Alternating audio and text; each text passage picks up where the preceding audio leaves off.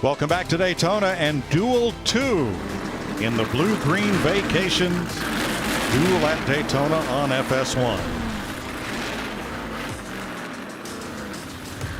So this race will set the outside line as they come to the green for the 62nd Daytona 500 on Fox this Sunday. And for Duel Race 1, for all the talk around the garage area and at the lunch tables about, well, they're just going to go single file after last Sunday night. Didn't happen, thank goodness. Great race. That was a pleasant surprise and an exciting race. Everything that I anticipated was going to happen didn't happen at all. I expected Ricky Stenhouse Jr., if he got shuffled back, he's going to keep all the fenders on that car. I did not expect to see as much bumping and banging, and I also thought they were going to pit earlier, and then I thought for sure they were going to wreck a bunch of cars coming off of turn 4 to get the checkered flag. None of that happened. Now, what are these drivers going to do in Duel 2? No, that's my question. Now, since we didn't know anything about it. Do exactly what those guys did. That was awesome. All right, let's take a look at the starting lineup presented by Bluegreen Vacations. Alex Bowman, 3 straight years starting a duel on the front row, and Jimmy Johnson, 2-time duel winner.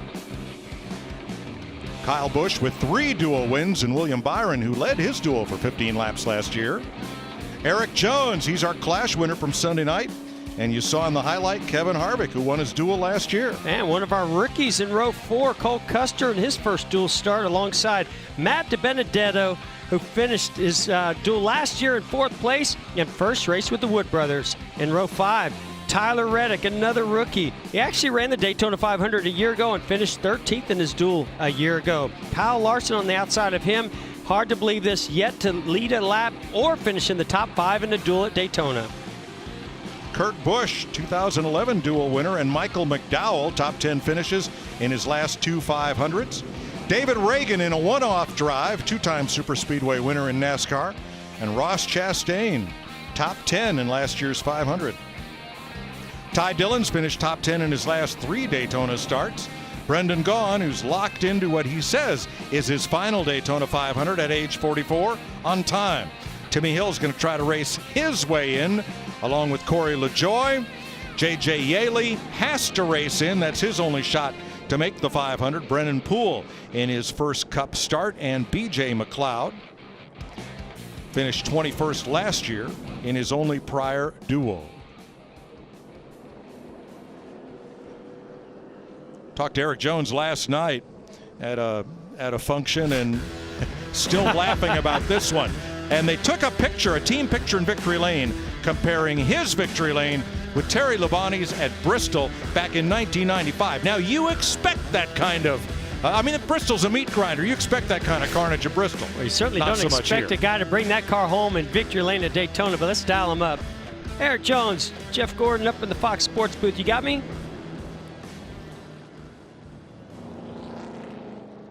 Hey, Eric, this is Jeff up in the Fox Sports booth. You got me, buddy?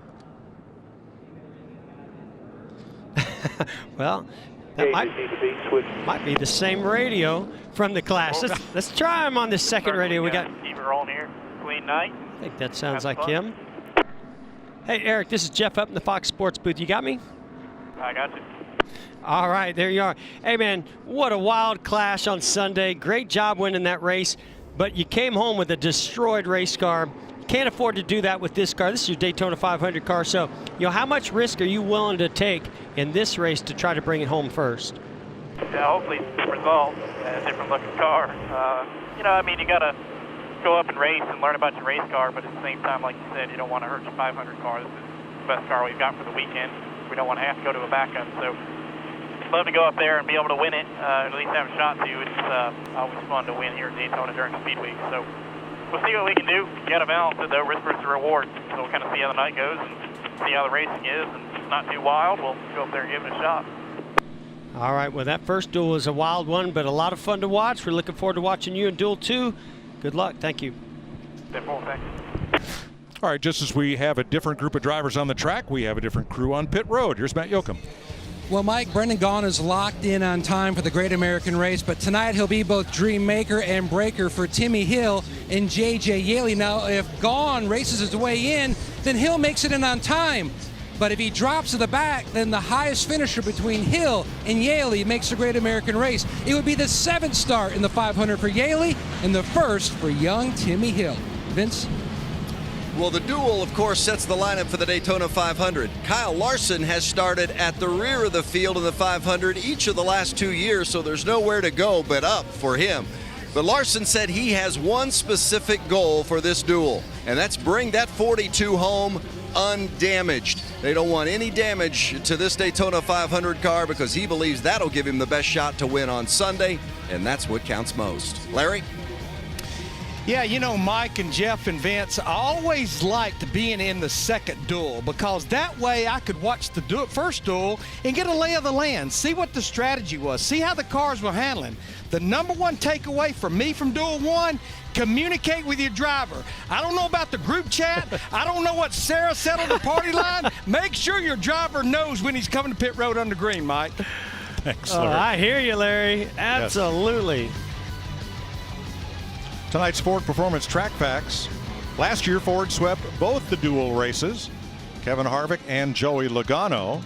They're halfway there this year with Joey Logano, the winner of Duel 1. So Ford's now won 4 of the last 5 duels. Again, 60 laps, 150 miles is the distance. 38 to 42 laps on a tank of fuel, and pit road speed 55 miles an hour.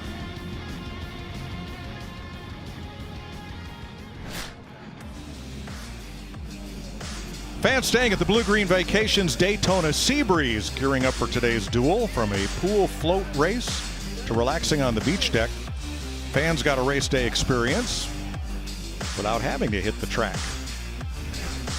How about Don LaJoie in that command? He was a multi champion at the old Quarter Mile Danbury Race Arena in Connecticut. His son Randy, 3-time Busch champion, and grandson Corey out here tonight starting 18th. As we get set here in Daytona, the 2020 Toyota Camry TRD again leads the field. We're going green this time. All right, Mike, we saw Ricky Stenhouse Jr. pushing. He was up front a lot. He was aggressive. What are we going to see out of Alex Bowman, who's going to start from the pole of Duel 2?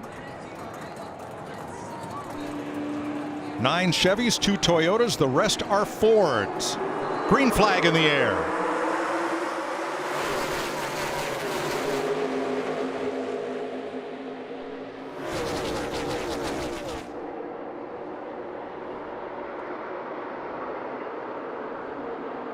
Already 3 wide. Michael McDowell going to the outside of Kyle Larson.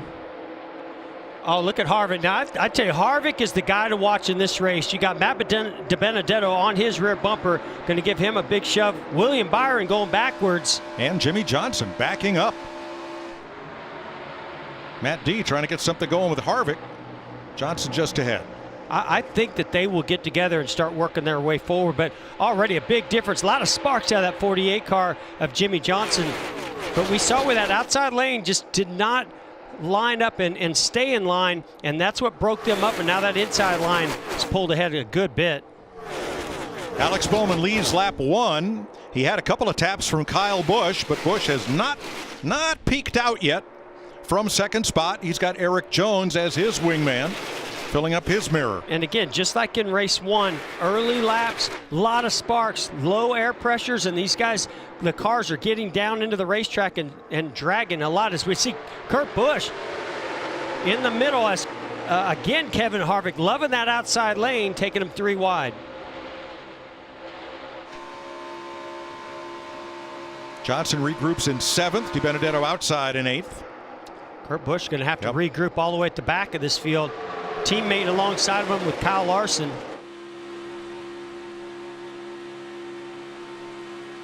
I think one of the things I took away from race 1 is these cars must be pretty stable, Mike, because when you're that aggressive, when you're driving the way they are, not afraid to go 3 wide as often as we've seen in race 1 and now already in race 2, cars must be pretty stable. I don't know, Jeff, 3 wide on lap 2? I know, that's what I'm saying. Must be. And again, these are good conditions. These are cool track conditions, so cars are going to have a little bit more grip.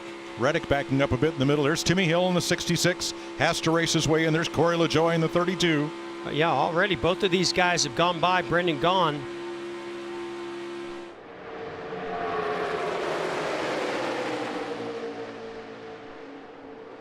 You know, you go into these duels and you hope, I hope I get the green flag and we go side by side for a couple laps so I can get sort of a feel for this race car, what it's handling like, and just get acquainted with 200 miles per hour in the draft. Well, that has not been the case for this race. Well, that's the battle right there. 54 Yaley and 66 Hill. Those are the two drivers trying to race their way in. And you're going to see them side by side a lot. And Yaley's got a lot of experience. So I think, you know, chalk up that experience. That might play out for Yaley. Here's Harvick going to the lead. I knew that these two were going to be able to work together well, Dibenedetto and Harvick, and find their way to the front. They've gotten there in a hurry. Two fast forwards on the inside. Look at Byron. Where did he come from? He went all the way to the back, found himself a lane. He's up there third on the inside. And he saw these two were moving through the field really well between Harvick and Dibenedetto. He latched onto them, and they pulled him right along with them. Now, Kyle Larson regroups all by himself there toward the back. 16th in the 42. And he's got no helpers. I mean, you got Ross Chastain, which actually, in a way, is a bit of a teammate because that is a Chip Ganassi racing car. Chastain with our Fox visor cam. I love this shot. Homesick? You know, when they're three wide like Jimmy Johnson is, no. But when you're out front like Alex Bowman or Harvick, yeah, I love it up there. Jimmy Johnson tried to bust up through the middle there at 9th place. And Kurt Busch doing a nice job on the outside. Like I said, regrouping, getting himself back to the front.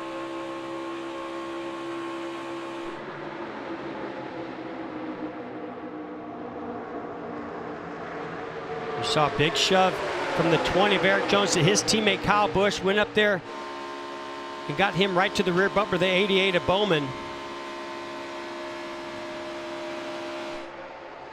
No give up from Bowman on the outside. Now, one other takeaway, again, we talk about this a lot, but from Duel 1, we saw where these forward front bumpers are so flat and the rear bumper's so flat that they can push and get locked together better than anybody. Gives them a slight advantage, especially late in the going here. You see Kyle Busch trying to get that materialized, trying to make that push to the rear bumper, the 88 of Alex Bowman. Kyle Busch was asked on media day, who's the face of NASCAR now? He says, I don't know. You're going to have to ask around. Why ask me?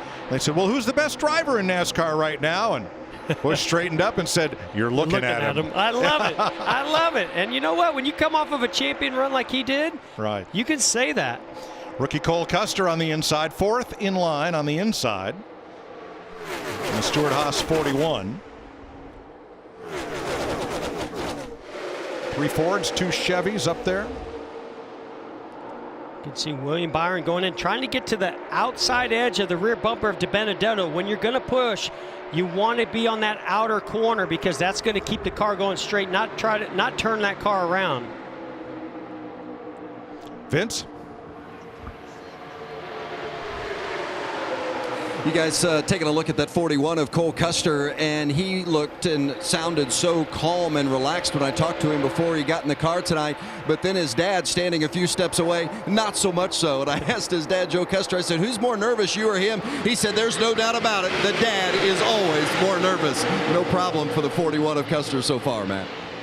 Vince, 2 spots up is the 21 of Matt Dibenedetto. He told me handling even more crucial. The car is so erratic with this package in the draft. But remember, he's a stout little super speedway racer and led 49 laps last year in the 500 before getting caught up in a crash. He's tucked up there with another Ford teammate, Harvick.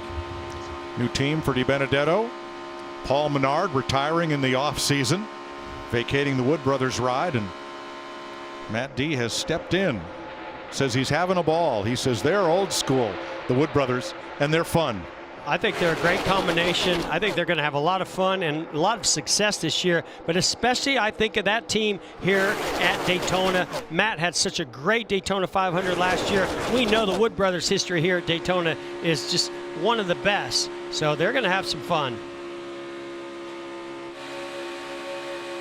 Working lap 10 of 60 in the second of the Daytona Duel.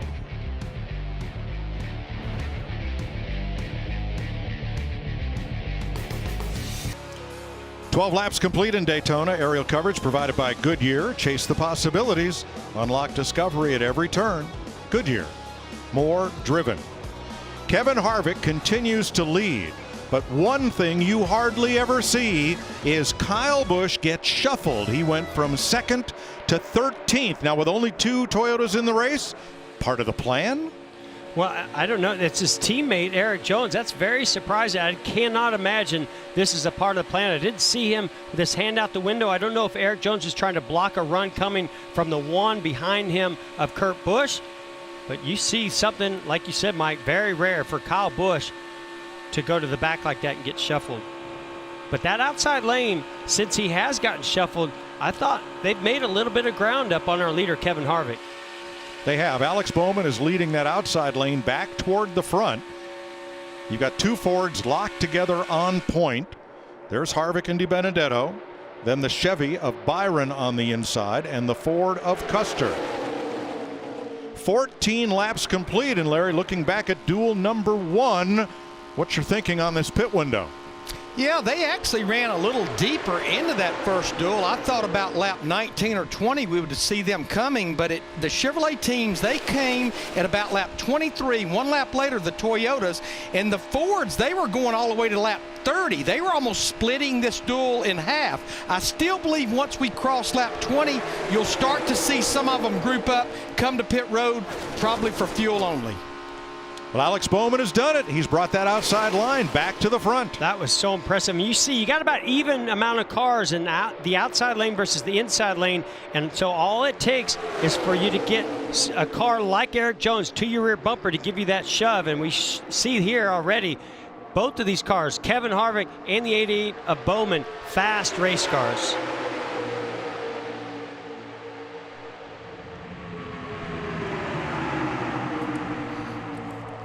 You know, guys, the one thing that I keep seeing is around 15 laps, whether it's on new tires or used tires, that outside lane becomes the lane to be in. And I think it's just because handling comes into play, and the guys on the bottom either get tight or they're just not able to hold it wide open and keep the, on the car in front of them as close as they need to be. Well, I think you brought up a really good point, Jamie, because I saw something that Alex Bowman did. He went down and was very aggressive on the side draft to, I believe it's Dibenedetto, and you saw right then him surge forward. So I think you're right. I think if he can get down to the outside and loosen those guys up, they probably are going to have to lift the throttle a little bit. Now the inside lane has broken up here pretty completely. That's Ross Chastain, first car on the inside, as everybody's hunted the top side. And Matt Yoakum has found out what happened that dropped Kyle Busch from 2nd to 13th. Mike, all about agendas for this duel. It's all about building a notebook for the 500. Kyle Busch pulled out and dropped to the back to see how his car would be deeper in the draft. You can see now he's working his way to the front. In the back, though, he said the car was a little bit on the free side. The back end certainly out of the racetrack. So it was part of a plan. He's since climbed back up to 5th place. Call me old school, Mike. I like the Dale Earnhardt Sr. rule book, and that's be out front, because that's where I plan to be all day. Right. Larry knows that one well. Yes, he does. All the way to victory lane. J.J. Yaley, first among the 2 race-in cars. He and Timmy Hill. One of them will make the 500, and now this group has gone single file as we approach the opening of the pit window here in a couple of laps. There's the race-in battle, keeping close tabs on one another.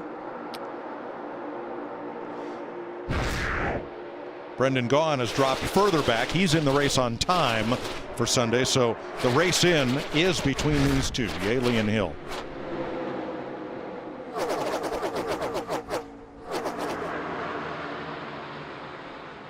Coming to 1/3 distance this time.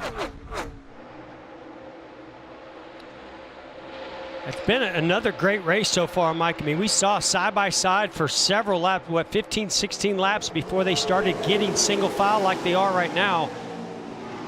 Wonder maybe a little bit more rubber on the racetrack after race 1. So maybe that outside groove is starting to prevail because, as Jamie McMurray mentioned, handling's starting to go away a little bit for those guys on that inside lane. Well, my concern now, Jeff, is getting cleanly out of line to pit. We saw in race 1, not everybody could do that. And I just got to believe you have to communicate whether you're on top of the spotter stand and you're telling the other spotters, hey, we're pitting, I just don't think it's worth it to try to trick everybody and not tell anybody you're pitting until turn 3. Brennan Poole off the pace. In the 15, J.J. Yaley among the biggest movers in this event. There's Ty Dillon, top of that list. Yeah, Tyler Reddick, he kind of got shuffled back at the beginning of this race, and he had to get around in some of these cars. I think he's got a much faster race car, but that group got separated from our lead group. Now he's got some work to do. Ty Dillon started 15th. He's up to 6th. And there's his new teammate for 2020, and Reddick. And you can see the rest of the group that's drafting ahead of him is in that outside lane. So Tyler Reddick's trying to run that short line, try to make up some ground in the corners, but I really believe he's lost the draft and is going to be in trouble here for the rest of this race.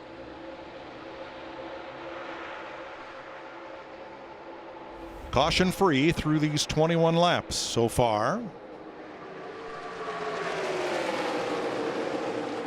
Pit windows open. Now, last time the Fords stopped last, and before they stopped, they were running the fastest laps of the race in a group of 6 or 7 cars on the bottom of the racetrack while everybody else had pitted. And we had a lot of debate about that, whether that was intentional. We think that they just kind of fell into that, which was going to really turn out to be work out really well for them. Unfortunately, they had that miscommunication incident coming onto pit road, and really took away the advantage they had. They really were going to come off pit road, I think, with a couple-second lead.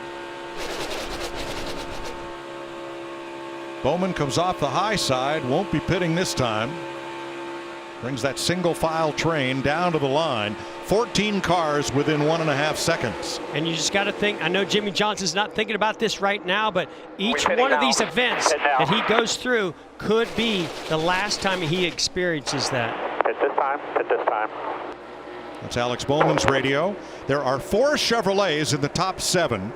Bowman, Kurt Busch, Ty Dillon, and William Byron. Still in line with you here. Pit this time. They will want to pit together so that when they get off pit road and back up to speed, they'll be drafting at competitive speed. And there goes Alex Bowman. There goes the other Chevys, Larry. Yeah, this is the exact lap the Chevrolet teams pitted in Duel 1. Looks like to me they're down to the bottom, probably coming this time. Now Chastain, Larson, and Johnson, and Reddick will likely come with them. And here's Vince. Well, they told Kurt Busch, drag a little brake as you come in to put a little heat in those brakes to make sure you get stopped in the box. Just a little bit of balance help is the only complaint for Kurt Busch. Otherwise, he likes it, Matt. And farther up pit road, very quiet on the 88 and 48 radios as those Chevrolets are in. It's going to be fuel only for Jimmy Johnson. And they're already off pit road. The Toyota crew members are up on the wall.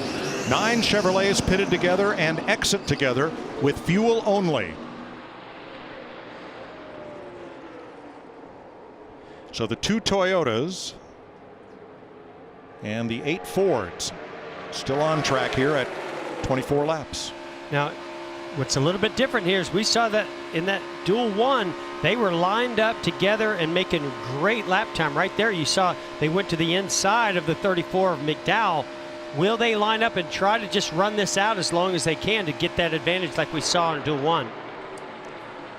So if the 2 Toyotas pit together, when they get back up to speed, do you need more than 2 cars? Oh, they're not going to pit by themselves. They're going to try to pit with these Fords, but the disadvantage they have is they don't know if they're going to pit because they're in front of them. If they were following these guys, they could just follow them onto pit road. So if these Fords decide to peel off and pit alone, then they can leave them out. But I think it benefits the Toyotas and the Fords to all stick together because of the number of cars they have drafted and the speed they're carrying. Of course, they might want to check the chat room, see what's going on. The group chat. Yeah. Uh-huh. No emojis needed. 25 laps complete. Now, they could go all the way to lap 38 or 40, but there's no advantage to do so. Yeah, right? There's no real advantage. You know, the only advantage is maybe you take a little less fuel on that stop when you finally do come to pit road because you don't have as many laps to go, even though you've used a little more fuel.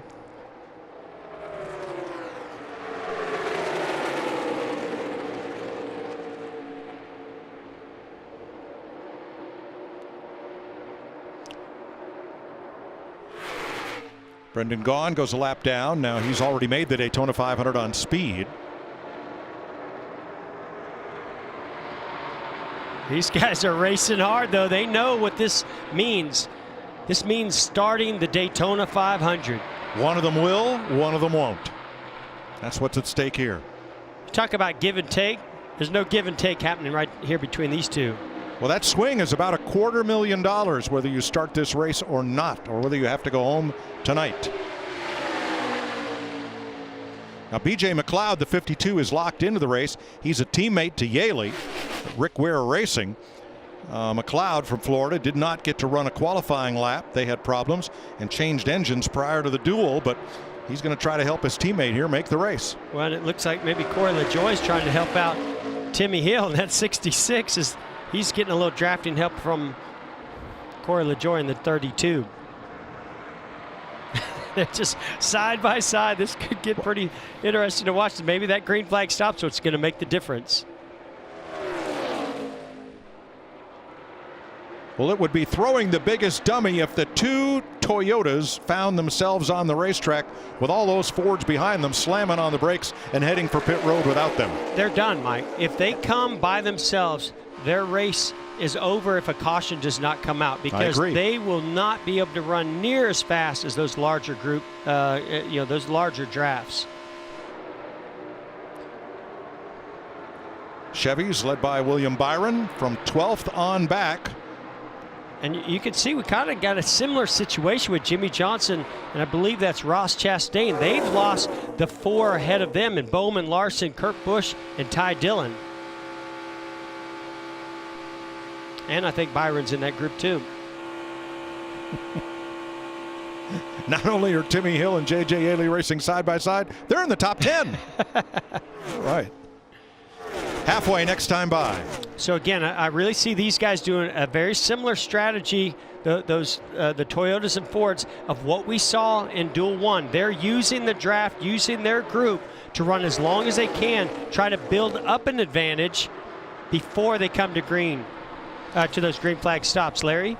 Yeah, this would be the lap that the Ford teams were coming in the first duel, but I'm almost thinking bait those Toyotas, make them come to pit road and then run another lap unless they just keep running here. But this is the lap the Ford teams came the first duel.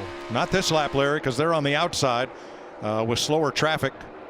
See Jimmy to the Johnson inside, trying to block that run. He does a good job on Eric Jones. Now he's got to move up to block the 18 of Kyle Busch, but we saw this can be dangerous. You got to be real careful with that big run coming if you block it too much. Now Jimmy, I think, did an excellent job, kind of stalled out the 20 of Eric Jones, picked up the 18 perfectly. and that is to benefit of Jones because he is no longer in front of those Fords. So now it's assured that the 20 can pit when the Fords do.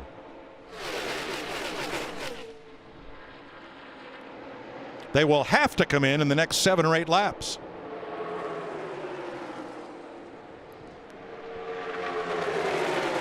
I really think as long as they're catching this group ahead of them and they're making up time, it's only going to benefit them on the backside.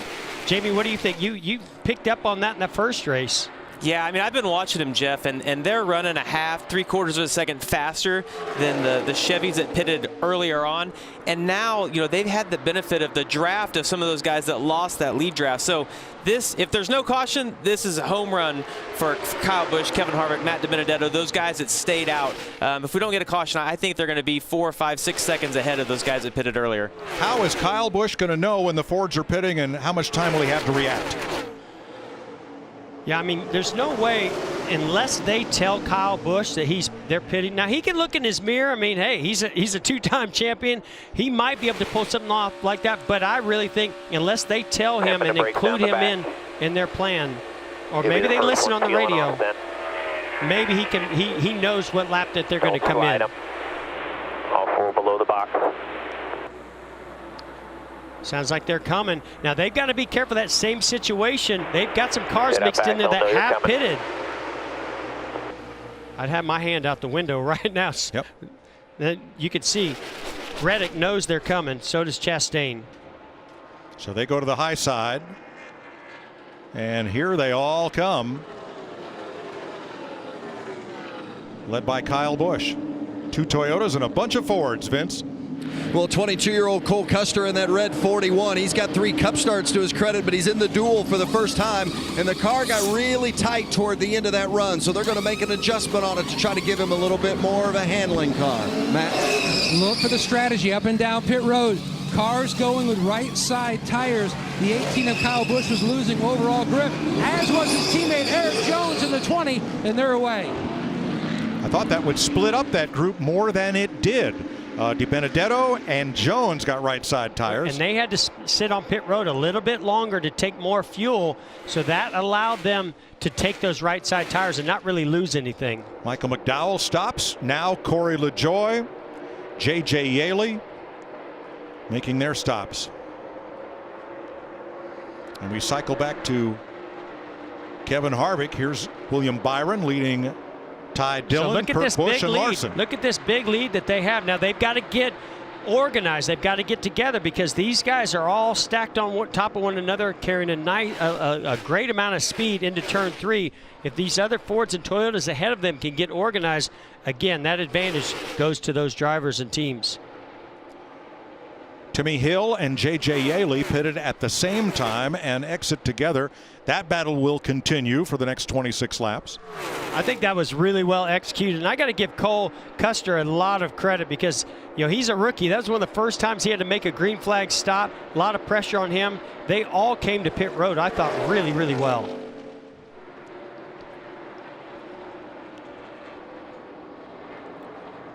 Six seconds is the difference from the first to the second pack as we go Fox NASCAR side by side with 26 laps to go. 22 laps to go as they cross the stripe in Daytona. A 5-car draft led by Kevin Harvick, Kyle Busch, Matt Dibenedetto, David Reagan, and Eric Jones. A huge day of hoops comes your way Saturday on Fox. First, Big Ten action as Purdue battles Ohio State at 11:30 Eastern, followed by a Big East clash between Georgetown and 19th ranked Butler. Both these games also available on the Fox Sports app. So in the race-in department, note Brendan Gaughan in 15th. He will get the race-in spot if nothing changes. And J.J. Yaley and Timmy Hill continue to battle, but Hill had the faster qualifying time, so if Brendan Gaughan stays in 15th place, Timmy Hill would make the race on qualifying speed. Yeah, those guys are going to need something to happen because I just don't see them being able to catch Brendan Gaughan and shuffle him back. 21 to go. You know, I watched this pack here and the way they execute that green flag stop, and I go back, I believe it's last year, Kevin Harvick and his team did exactly the same thing. I don't think they came on pit road leading just like they did here. They came in second behind the 18, or at least behind the 18, but they did a flawless job on pit road, changing 2 tires and putting fuel in and exiting pit road first to get the lead. You know, guys, I went back a couple of nights ago and I watched the dual races from a year ago. Kevin Harvick in the 4 won duel 1. Why did he win duel 1? He spent the least amount of time on pit road during his pit stop. When I look at the pit stops that were just made for 2 tires, guess who the fastest team was for 2 tires? Kevin Harvick's number 4 pit crew.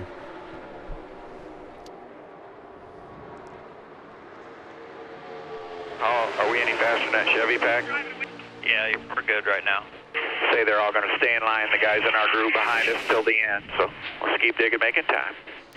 That's Tim Fedewa up on the roof, former Xfinity Series driver, and a good one, talking with other spotters, and they've got a plan up front. So it appears to be no accident that those Toyotas pitted with the fast group of Fords. Well, if you want this strategy to work out, you need some friends to go with you. There's a nice group of Fords that were fast, but they needed a few others to adopt this strategy, and that's why I think this is working out for them because of those 2 other Toyotas. So right now, the William Byron group and the Jimmy Johnson group, they are faster than the lead pack by, whoa, in the wall goes J.J. Yaley. Oh, man. That's a bummer. That's not the way you want your duel to end and your chance to make it into the Daytona 500. And the former USAC champion out there in the high lane and got turned into the wall. I don't know. They ran. I really wasn't watching. And I looked over and they ran down this other path. I think we're going to no debris. Caution. Not exactly sure what happened. He's still rolling.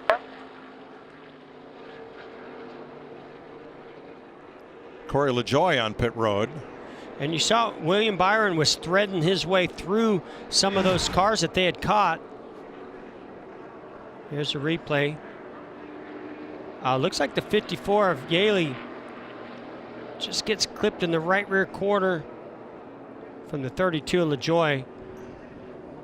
Remember, the 32 and the 66 were working together to try to draft to get ahead of these guys. Not sure how much contact there was there, or did he? Well, we'll see here. There it is. I just don't know if the spotter or Yaley knew what a run that Corey LaJoie had coming in that outside lane. So yeah, you saw William Byron jump up there. I don't know if Yaley really reacted to that as much as just that outside lane had a big run coming.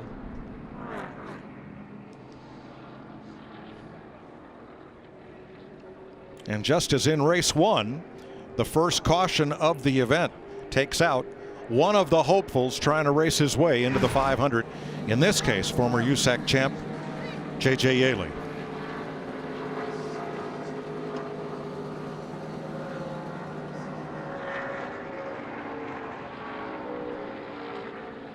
$18 laps to go. Oh, William Byron coming to pit road. Oh, I was going to say, I think they thought the pits were open. But now we know what he's going to do. So that tells me some of these guys a little bit further back might come in and get 4 tires so that they can be really aggressive when this goes back to green.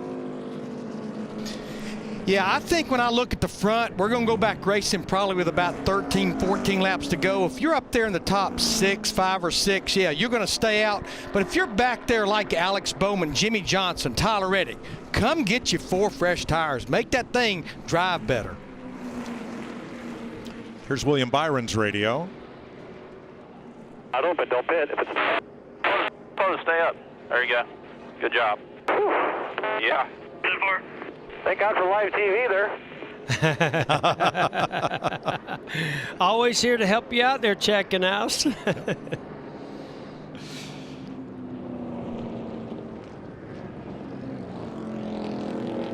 Pits remain closed as officials look for debris coming up out of turn number 4, where J.J. Yaley got up and into the wall.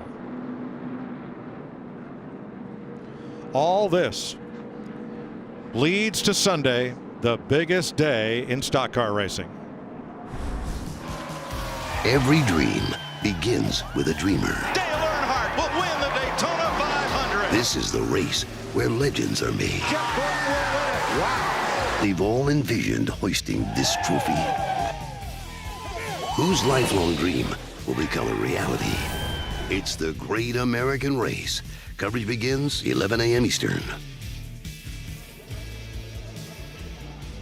You know, we talk all year about how long the season is, and then we talk all winter about how long the off season is, and now we're ready. It is so exciting to be back in Daytona and kicking off Speed Weeks here. We had a wild one in the Busch Clash on Sunday, and we've had some great racing here in the duels. So even more excited about Sunday's race for the Daytona 500 now. Pit road is open, and it's going to be busy. Ty Dillon leads William Byron and the rest. Vince. Well, it's interesting, as you guys noted, William Byron almost coming on pit road too soon. William said he wasn't paying attention to the pit lights. Telecast saved him. He's a little too tight right now in the 24, Matt. Same plan for the 88 of Alex Bowman. The plan all along, come get 4 tires.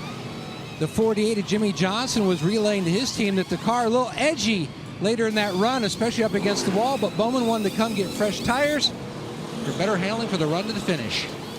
Now Kyle Larson only got 2 tires. You see him scooting out of the picture. He was first off pit road by a wide margin, followed by Byron and Bowman.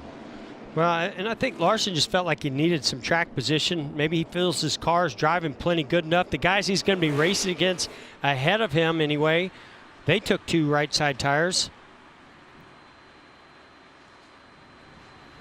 So by my count, Larson will line up 6th for the restart. 5 cars stayed out. Let's have a look at tonight's Bluegreen Vacations race summary.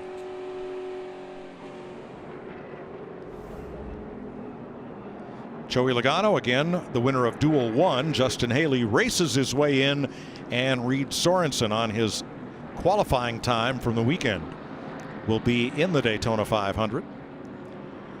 Here in race 2, Kevin Harvick trying to repeat his dual win of 1 year ago. It'd be a real repeat because I think Joey Logano and Kevin Harvick won the duels last year. Correct. But we still have what, 15 laps to go when we go back to green. So Harvick the leader in Ford. Kyle Busch's Toyota. There's the race 1 winner, Joey Logano's car. Matt Dibenedetto's Ford, David Reagan's Ford. How about Reagan? Retired at the end of last season, the Georgia driver did. But he is here, racing in the 500 on a one-off. He says he has a busy year ahead. He's going to be Ford's test driver for the new generation NASCAR car all year long. And he says he's going to keep a clean suit and a helmet ready on the shelf in case a call comes. But here he is. Can you really call Top that 5. retired? I don't think that's retired. but they picked a great guy. I mean, I think he has great experience to be able to help Ford with that and NASCAR with that program. Now, for those of you looking for Arizona at Cal, college hoops can currently be seen on FS2. We'll have all the action here on FS1 after the race, which has just 15 laps to go. Well, that's certainly the last thing that I think Kevin Harvick wanted to see. Again, executed that green flag stop perfectly, just like they did last year. But now, stack them back up, got to go back racing, and we've seen what kind of racing happens when these cars are side by side after a restart. They brought the record to pit road to pick up B.J. McLeod, or rather, the 54 car of J.J. Yaley, and that's why we're going to add a lap here before we go back to green. Well, who do you like? Kevin Harvick trying to win it for the 2nd year in a row, or our series champion, Kyle Busch? Well, there's something that we saw materialize at the start of this race that got Kevin Harvick to the front, and he's right behind him, and that's Matt Dibenedetto. So I like Kevin Harvick's chances. When these two guys hook up, I think they have a great shot at just shoving right ahead of the rest of the field. Wood Brothers always seem to bring a fast car for Daytona and Talladega. That seems to be their specialty. Jamie, Larry, who you like? Yeah, I totally agree with what Jeff's saying. I saw Matt right behind Kevin, and I think those two are going to be the two that are going to battle for the win here. Look, we only have 15 laps left, and it's taken about 15 laps for those lanes to transition to the top. So I think we're going to see 2-wide racing, similar to what we saw in that first duel. But I'm really liking that inside lane with Harvick and Dibenedetto. I don't know how in the world you would bet against Kevin Harvick in that 4 car. I think he's got their number right now, and he's got that track position. And again, a lot. Tip of the hat to his pit crew. They had the fastest 2-tire stop when they came to pit road. Well, boys, I don't know if I'd bet on Kyle Busch, but what I learned last year is don't ever bet against him. No, that's for sure. Can't count him out. And, you know, he's hungry. He finished second this Daytona 500 last year. He's checking off boxes.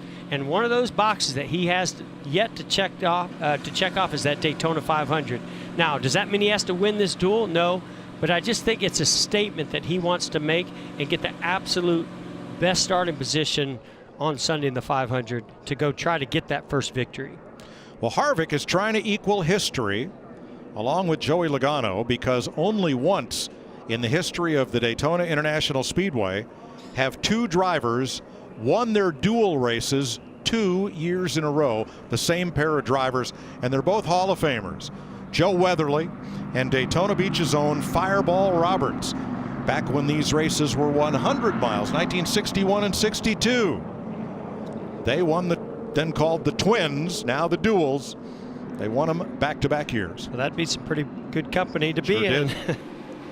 Yes, it would be. And we might just have 2 future Hall of Famers there in those 2, and Kevin Harvick and Joey Logano. So we have 5 drivers on worn tires at the front of the field. Kyle Larson with 2 tires restarting 6th. and the rest of this field restarting with fresh tires. I really think if you're Kevin Harvick or if you're Kyle Busch, clean air is your friend, and you're going to be fine on those tires. As you get further and further back, tires are going to become an issue. You know, if you're Eric Jones, let's say, I think that's where I wouldn't really want to be on some older tires. Since the last checkered flag waved in Homestead in November, Kyle Larson has run 20 races. He's won half of them. That guy has been around the world a couple of times racing. Sure, New Zealand, Australia, everywhere. Chili Bowl, here we go.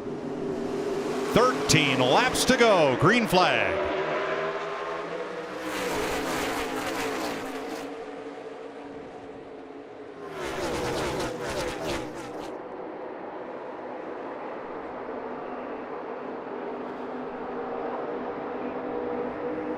Now, all according to plan for Kevin Harvick on that start with a nice push from Dibenedetto, but that outside lane, I felt like formed a little bit earlier than the inside lane, so Kevin's going to have to do some blocking, and yeah, he's not going to be able to do it. Here comes a big run by Kyle Busch. So if you can't hold him on the top, beat him on the bottom. Well, go to the shortest route. Right.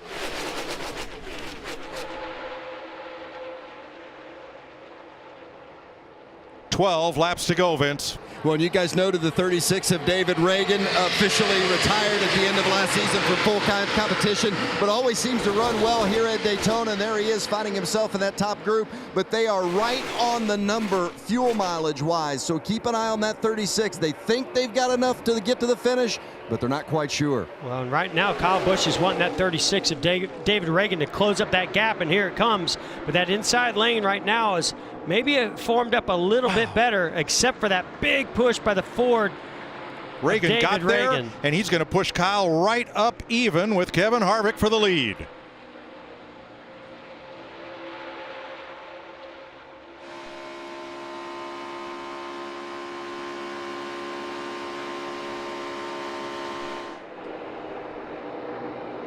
Well, Kyle can get there, but he just can't maintain it. And that's sort of what happens when you get that big push. You get a big surge, but then you lose your drafting help, and it pulls you right back.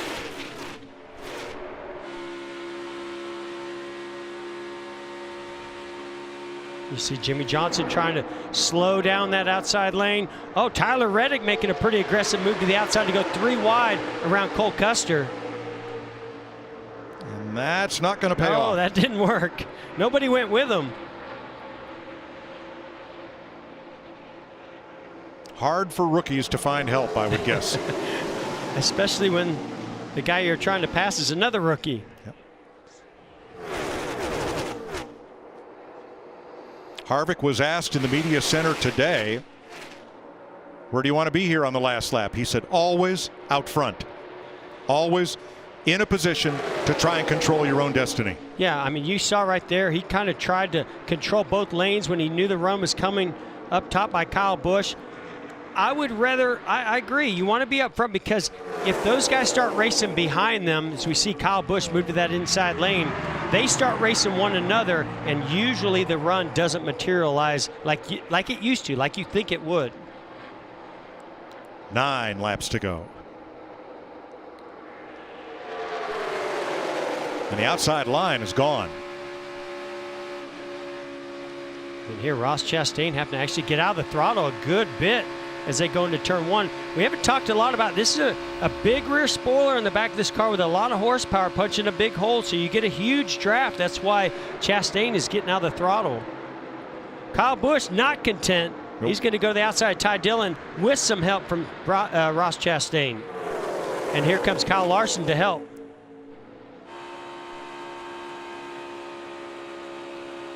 Pretty nice move by Kyle Busch. Another big run coming. Working on Jimmy Johnson. Now he doesn't have any help this time, so he's got to have somebody go with him. Ty Dillon's probably going to tuck in with Jimmy Johnson, and he does. And here comes Tyler Reddick to the rear bumper, so some Chevrolets lining up. Yeah, that's going to hurt Kyle Busch. And Eric Jones in third, the other Toyota. He's in no position to help Kyle Busch right now. Yeah, not at all. Nope. I mean, he could have maybe jumped up there to try to help him, but he knew he was going to be taking a big risk. He's pretty content with where he's at right now in third. This thing comes down to the last couple laps. Maybe he has a shot at actually winning this duel right there. Helping out Kyle Busch was probably just going to do him more harm than good. Back to single file. Back through the top 10, which is Michael McDowell, then Kyle Busch on the outside, 11th. 7 to go. Kyle Larson with those 2 tires restarted 6th. He's currently 10th. Yeah, I think right there, it definitely wouldn't see Kyle Busch going to the inside of Michael McDowell. I think if Kyle would have just been a little bit more patient right there and waited maybe another lap or two and had those cars stacked up behind him, he probably would have had somebody go with him, because Larson and Reddick, these guys want to go. They don't want to just stay in that inside lane. I just think that they want to make sure they clear somebody when they do it. All right, so let's play this game of telephone or group chat or whatever you want to call it. How do you get help together to pull out to pass, and when? Well, at this point, unless you knew you were going to have 3, 4, 5 cars that were willing to take that risk, you have to stay in line until the last, maybe lap and a half, something like that. People will step out to try to win this race. There's points on the line, there's a big trophy on the line, and a lot of pride to walk through the garage area with to get this win. But I can tell you right now, I don't think Dibenedetto is going to take the risk. I think he stays with the 4 of Kevin Harvick. Timmy Hill has moved up into the race-in spot in 16th. Brendan Gaughan would make the field on time the way they're running right now. Everybody else is in the race. It's just a question of where will they start, and that'll be based on the finish 5 laps from now. We see David Reagan getting shuffled out. I don't know if that's him feeling like he's low on fuel and having to conserve. There goes Kyle Larson to the outside. He's got some help from Chastain, but again, I think this is just too early to make that outside move work. You know, guys, I want to ask you, I do see the Ford and the Toyota, but what about those 6 Chevrolets lined up right behind them? Are they going to be content just to sit back there? My feeling would probably be necessarily not. No, absolutely not, Larry. But it's just what lap do you start to try to make that move? I think right now with 4 laps to go, it's just still a little bit too early. But look at the bow ties on our scoring pylon. If there's one group that's going to go as a group, you'd think it would be the Chevrolets if they can get that all together. You'll be surprised, especially with this drafting package, how quick those runs can materialize and how quick you can pull back that inside lane. So just keep an eye on William Byron and the 1 of Kurt Busch, the 48 of Jimmy Johnson. If they get a run, they go to the outside, I think they can make something happen. I just don't know what lap it's going to happen on. Man, I'm with Jeff. The runs are generated so quick. The key is you want to be the first guy to pull out when you know everyone's going to go with you. You don't want to be the guy that pulls out and no one to go with you. There it is. William Byron.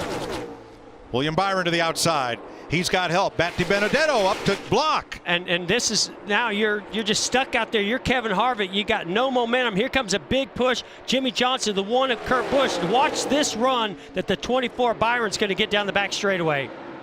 Harvick came up to side draft. Can't do anything about it. Here come the Chevys. Wow.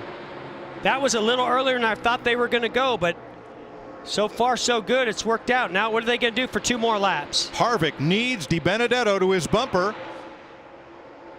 Well, and this is where it gets tricky if you're William Byron. You want to win this duel. Do you go down and try to block that inside lane of Kevin Harvick if it starts to materialize? There goes Jimmy Johnson to the bottom.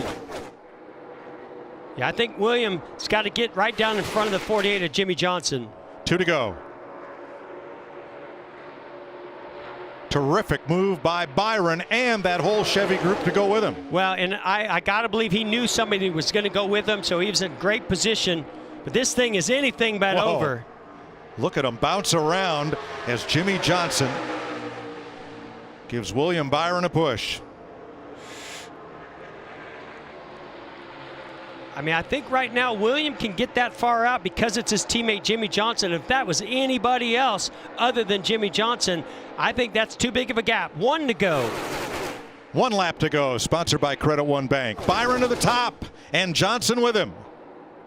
Now here comes a run by Kevin Harvick. He's going to get to the inside of Byron here. If Byron's not careful. Dibenedetto push. Yeah, Dibenedetto, this is going to be a game changer right here. If they don't get a big run on the outside, I think Kevin Harvick's going to get back to the lead. Oh, he lost his help there with Dibenedetto. Oh, contact. Kurt Busch is going for it. 3 wide into the corner. Stacked up. Busch in the middle. I think you look at that 24 getting the victory here. And William Byron scoots away from them 3 wide behind him. William Byron for Rick Hendrick in a Chevrolet breaks the Ford stranglehold on the duels. And how they didn't wreck off a Ford again, I have no idea. What a race. Nice work, man. Awesome job, guys. First one of the year, baby.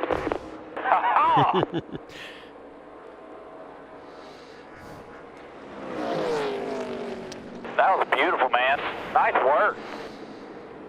Kurt Busch had a big run, and that kind of broke up the battle as Jimmy Johnson and William Byron worked their way to victory. Yeah, this gets pretty dicey. You see the one of Kurt Busch. As those two got side by side, he just takes advantage of that air that's being blocked. Boy, that was so close to making contact. They did make contact between him and Jimmy Johnson, pushed the 4 Kevin Harvick below the yellow line. Which would be a penalty on Harvick if he drove below the yellow line, not if he's pushed below the yellow line, as you'll see here. Well, and it's about advancing your position, but yeah, he definitely got slammed below the yellow line.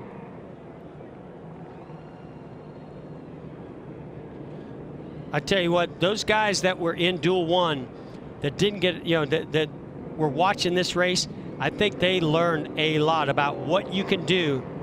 Yeah, there's definitely contact right there, but what you can do. Oh, more contact between Jimmy Johnson and Kurt Busch. But I think they taught these guys something for the Daytona 500. You can come from 4th, 5th on back if you've got enough cars behind you to go with you.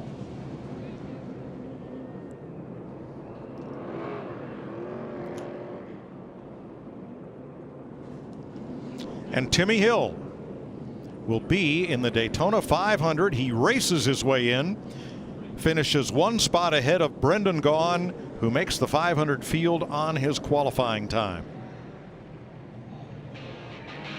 Well, that was exciting. Yes, all the way to the finish. Charlotte, North Carolina's William Byron is headed for victory lane in Duel 2. There's the happiest driver in Duel 2, Timmy Hill, has raced his way into the Daytona 500 for MBM Motorsports. Well done.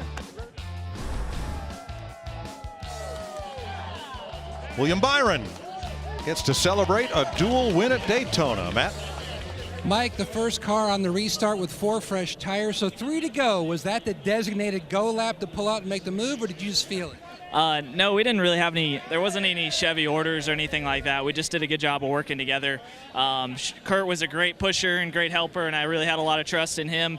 I was really trying to go with 1 to go, but I had enough momentum out of the tri-oval just watching old races. That's kind of where the momentum kind of lines up. So I didn't know if I'd get that same momentum once everybody started pushing with 1 to go. So just made it there, got to 2nd, I guess, and then Kevin played really nice and didn't pull a big block. So thanks to Exalta.